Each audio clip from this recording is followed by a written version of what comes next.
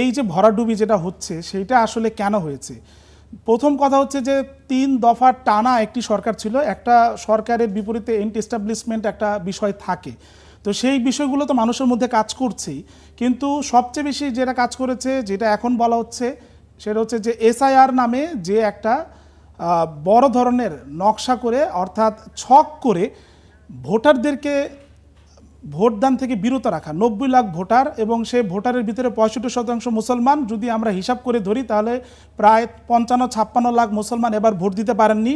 ধারণা করা হচ্ছে মুসলমানদের ভিতরে 75 থেকে 80% তারা তৃণমূলকে ভোট দেয়। সেই হিসাব করলে আপনি প্রায় 45 থেকে 47 লাখ ভোটার, যারা তৃণমূলের একদম নিজস্ব ভোটার, সেই ভোটার কিন্তু এবার ভোট দিতে পারেনি।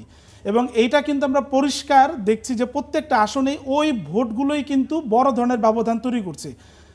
বেশিরভাগ আসনে কিন্তু বিজেপি খুব বড় ব্যবধানে জেতেনি, যেই ব্যবধানটা তারা তৈরি করেছে সেটা কিন্তু এটা। এবং আমরা একটা এর আগের দফার আলোচনাগুলোতে আমরা যেটা বলেছিলাম যে 2021-এ মাত্র 8,000 ভোটের ব্যবধানে যে 57টি আসনে জয় পরাজয় নির্ধারিত ছিল, সেগুলোতে কিন্তু এবার বড় ধরনের একটা ভোট ব্যাংকের শিফট হয়েছে। এবং কুলটা যে এলাকার নাম বললাম, সেখানে মাত্র 669 ভোটে বিজেপি জিতেছিল, সেখানে এবার ভোটারই বাদ পড়ে গেছে প্রায় 32,000, অর্থাৎ 50 গুণ ভোটার সেখানে বাদ পড়ে গেছে।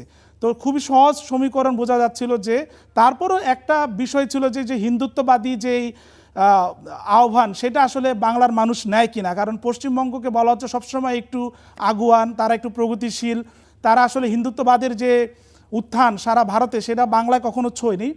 তো সেইটা একটা বিষয় ছিল, কিন্তু এবার দেখা গেল আসলে সেই বিষয়টা এখানে একটু কমে গেছে এবং বিজেপি তার যে ভোট ব্যাংক সেটা ধরে রেখেই মূলত এই নির্বাচনটা তারা জয়লাভের দিকে এগিয়ে যাচ্ছে।